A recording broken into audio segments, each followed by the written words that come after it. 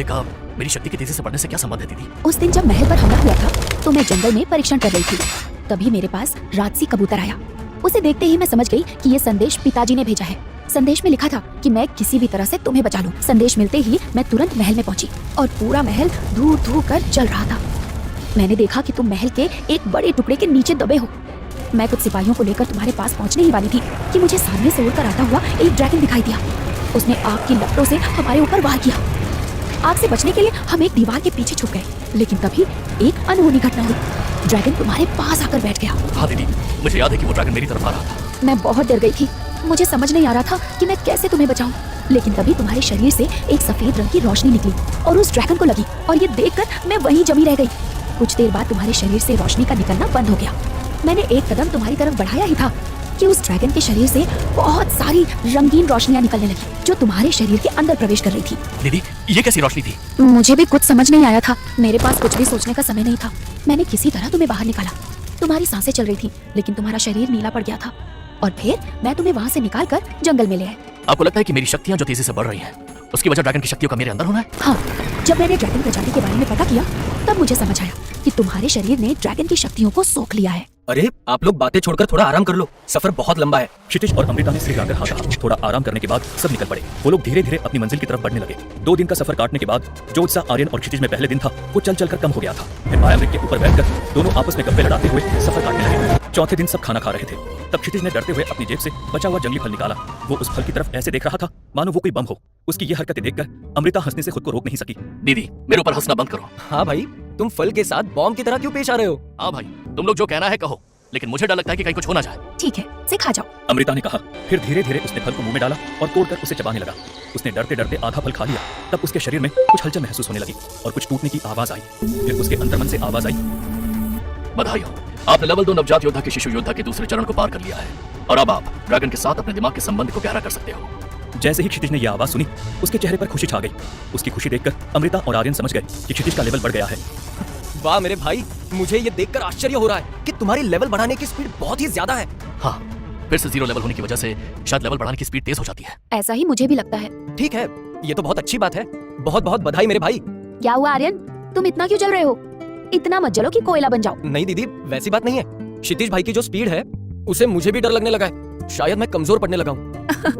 अरे ऐसा नहीं होता मेरे भाई। क्षितिज की उम्र सिर्फ 17 साल है और वो अभी दूसरी लेवल पर है, तो वो तुमसे ज्यादा ताकतवर कैसे हो गया? वैसे नहीं दीदी, किसी भी सामान्य व्यक्ति को एक लेवल पार करने में 6 महीने से 1 साल लगता है, और कोई महावीर योद्धा भी एक लेवल पार करना चाहे तो भी उसे 3 महीने लगते हैं। 50 लेवल पार करने के बाद तो एक लेवल पार करने में 2 से 5 साल तक लग जाते हैं। लेकिन एक हफ्ते में 2 लेवल पार करना मतलब सामने वाले का मनोबल कम हो जाता है। अब तुम्हें क्या बताएं कि हमारे साथ क्या बीती हुई है? कभी वक्त मिला तो जरूर बताऊंगा। ठीक है, जब तुम्हारी इच्छा हो तब बताना। आर्यन मन ही मन सोचता रहा कि जरूर इसके साथ कोई बुरा हादसा हुआ है, इसलिए उसने जबरदस्ती कुछ पूछने की कोशिश नहीं की। आज चौथा दिन था। नवांगन और महावन राज्य की टोली धीरे धीरे अपना सफर काट रही थी। तभी उन्होंने देखा कि आगे एक और दल जा रहा है। आर्यन ने उस दल में जा रही राजकुमारी को पहचान लिया। अरे महावत, ये तो संगीत स्वर राज्य की राजकुमारी प्रियंका लग रही है मुझे। जी राजकुमार, ये वही है। ये नक्चड़ी यहाँ कहाँ घूम रही है? पता नहीं। राजकुमार धीरे बोलिए, उस गुस्से वाली लड़की ने अगर सुन लिया तो हमारे लेने के देने पड़ जाएंगे।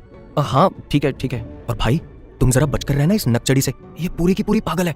तुम्हारा पहले ही दिमाग इतना गर्म रहता है। क्षितिज ने एक बार उस लड़की की तरफ देखा और फिर सीधा आगे देखने लगा।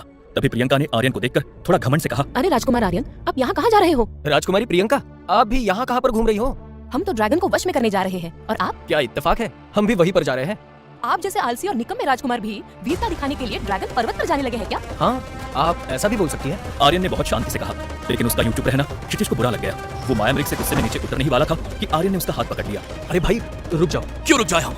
वो पागल लड़की तुम्हारा इतना अपमान कर रही है और तुम कुछ नहीं कर रही हो। अरे वैसी बात नहीं है। इसके साथ हमारा एक बार प्रशिक्षण मैदान में आमना सामना हुआ था। तब आखिर में मैंने इसके पिछले भाग पर मार दिया था। ओह, तो ये बात है। इतना कहकर क्षितिज शांत हो गया। प्रियंका ने अमृता और क्षितिज की तरफ देखते हुए पूछा, वैसे मुझे एक बात बताइए राजकुमार आर्यन, ये दोनों कौन है? ये मेरा भाई क्षितिज और मेरी बहन अमृता दीदी है। मुझे इसी सफर में मिले हैं। अरे किसी भी राहगीर को तुम अपना भाई बहन बना लोगे क्या? तुम अपने काम से काम रखो, हम अपना देख लेंगे। आर्यन ने जैसे ही कहा प्रियंका का चेहरा देखने लायक था। आगे किसी ने कुछ नहीं कहा। चलते चलते छठा दिन आ गया। अब तक क्षितिज ने बचा हुआ फल नहीं खाया था। खाना खाते वक्त उसने फल हाथ में लिया और पिछली बार की तरह उसे बम की तरह देखकर घबराने लगा। उसकी ऐसी बचकानी हरकतें देखकर प्रियंका को गुस्सा आ गया। ये तो छोटे बच्चे जैसी हरकतें कर रहे हैं। प्रियंका ने गुस्से में कहा। इतना सुनते ही क्षितिज को गुस्सा आ गया और उसने एक झटके में फल खा लिया। हमेशा की तरह उसकी लेवल बढ़ गई और उसके शरीर में कुछ टूटने की आवाज आई। उसके अंतर्मन से आवाज आई, बधाई हो, आपने लेवल 3 नवजात योद्धा के शिशु योद्धा के तीसरे और आखिरी चरण को पार कर लिया है। अब आप ड्रैगन के साथ अपने दिमाग का संबंध बनाने में माहिर हो गए हो। ये संदेश सुनते ही उसके चेहरे पर खुशी छा गई। भाई फिर से तुमने एक लेवल बढ़ा लिया। इसमें कौन सी बड़ी बात है? एक आलसी का भाई दूसरा उससे भी बड़ा आलसी। मेरे हिसाब से 16-17 साल के होके भी तीसरे लेवल पर है और दूसरा पागल उस पर चल रहा है। राजकुमारी साहिबा, आप होंगी किसी बड़े साम्राज्य की राजकुमारी, लेकिन आपको किसी के बारे में कुछ नहीं पता होता, तो आप कुछ ना भूलिए। क्या बोले तुम? राजकुमारी के अंगरक्षकों में से एक ने तलवार निकालते हुए आगे कदम बढ़ाया। जब वो क्षितिज पर वार करने वाला था तब अमृता बीच में आ गई और अपनी तलवार हवा में घुमाई। अंगरक्षक के हाथ कांपने लगे, तलवार नीचे गिर गई और वो पीछे हट गया। खबरदार, किसी ने मेरे भाई को हाथ लगाया तो। अमृता को गुस्से में देखकर प्रियंका ने तुरंत तेवर बदले और हाथ जोड़कर बोली, हमें माफ कीजिए, हमसे जो भी हुआ उसे भूल जाइए। लेकिन अमृता शांत नहीं हो रही थी। दीदी शांत हो जाइए, हमें ड्रैगन को वश में करने जाना है। अब आप गुस्सा छोड़ दो। आर्यन की बात सुनकर अमृता ने क्षितिज की तरफ देखा। उसने भी गर्दन हिलाकर हाँ की। तब जाकर अमृता शांत हुई। सब आगे बढ़ने लगे। एक दिन और चलने के बाद सब अग्नि पर्वत के पास पहुंच गए। चलो क्षितिज भाई, मैं तुम्हें दिखाता हूँ कि ड्रैगन से अपनी आत्मा का संबंध कैसे बनाते हैं। और ऐसा कहते उसने अपने ग्रुप में से एक छोटे लड़के को आगे बुलाया और बोला, जाओ दिखाओ क्षितिज भैया को कि ड्रैगन से अपनी आत्मा का संबंध कैसे बनाते हैं। उस लड़के ने भी खुशी खुशी आगे बढ़ते हुए एक ड्रैगन को चुना और उस ड्रैगन ने भी उसकी तरफ देखकर अपनी आंखों से संबंध बनाने की मंजूरी दे दी। फिर उस लड़के ने अपनी उंगली काटकर उस ड्रैगन के मुंह के सामने कर दी। उस ड्रैगन ने भी खुशी से उसकी उंगली पर लगे हुए खून को चाट लिया। फिर एक दूसरे की शक्तियों का आदान प्रदान शुरू हुआ और कुछ ही देर में उनकी आत्माओं का संबंध प्रस्तावित हुआ। ये बचपना देखकर प्रियंका अपने दल वालों को लेकर दूसरी तरफ चली गई और उसकी तरफ किसी ने ध्यान भी नहीं दिया। चलो भाई, अब तुम्हारी बारी है। ऐसा बोलकर आर्यन ने क्षितिज की तरफ देखा। क्षितिज ने भी अपनी गर्दन हिलाई, वो आगे चल दिया। लेकिन पता नहीं क्यों, पर वो जिस भी ड्रैगन से अपनी आत्मा का संबंध बनाने को जाता, वो सभी के सभी ड्रैगन दूर भाग जाते। ऐसा करते करते पूरा दिन चला गया, लेकिन उसे कोई ड्रैगन नहीं मिला जो उसके साथ आत्मा का संबंध बनाए। आखिरकार तंग आकर नाराज होकर वही पास के पत्थर पे क्षितिज बैठकर बोला, आप लोग अपना ड्रैगन चुन लीजिए, मेरे नसीब में शायद कोई ड्रैगन नहीं है। फिर बाकी सभी लोग जो महावन राज्य से आए थे वो चले गए, लेकिन अमृता ने अपनी जगह नहीं छोड़ी। क्षितिज उसे देखकर बोला, दीदी आप भी अपना ड्रैगन चुन लो। लेकिन छोटे, मैं तुम्हें छोड़कर कैसे जा सकती हूँ? कोई नहीं दीदी, मेरी परवाह मत करना, मैं यहीं पत्थर पर बैठा रहूंगा। ठीक है, फिर तुम यहाँ से हिलना नहीं। इतना बोलकर अमृता भी चली गई। सभी के चले जाने के बाद क्षितिज पत्थर पर बैठकर आजू बाजू वाली जगह पर देखने लगा। तभी एक मोती के चूजे जैसा एक सफेद रंग का ड्रैगन का बच्चा उसके पैरों के पास घूमने लगा। जब क्षितिज उसको उठाने के लिए झुका तो वो पत्थर के पीछे जाकर छुप गया। क्षितिज ऊपर उठकर अपनी जगह पर सही से बैठ गया तो वो फिर से उसके पैरों के पास खेलने आ गया और वो क्षितिज के पैरों में महल के हमले में जख्मी हुई जगह को चाटने लगा। पहले पहले तो क्षितिज को शरीर में ये ड्रैगन का चाटना अजीब महसूस हुआ, लेकिन बाद में उसे पता चला तो उसके पैरों का दर्द और उसकी सभी चोटें ठीक हो गई थी। क्षितिज को इतनी खुशी हुई कि वो उस ड्रैगन के बच्चे को उठाने के लिए आगे बढ़ा तो वो फिर से पत्थर की आग में छुप गया। लेकिन जब वो फिर से अपनी जगह पर बैठा तो ड्रैगन फिर से आ गया, उसके पैरों के साथ खेलने लग गया। ऐसा बहुत देर चलता रहा, लेकिन क्षितिज ड्रैगन को अपने हाथ से पकड़ नहीं पाया। फिर वो थक हार कर वही पत्थर पर ही लेट गया। उसकी आंख लग गई। आर्यन ने आकर उसे उठाया तो वो उठ गया। बाकी सब लोग आ गए थे। तभी पीछे से अमृता भी अपने हाथ में तेजोग्नि ड्रैगन लेकर चली आ रही थी।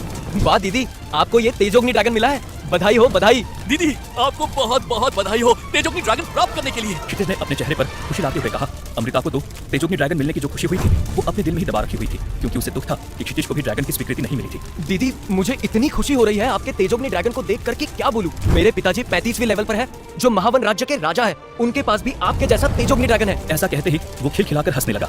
चलो चलो, बस करो अपनी चिकनी चुपड़ी बातें, अब निकलते हैं।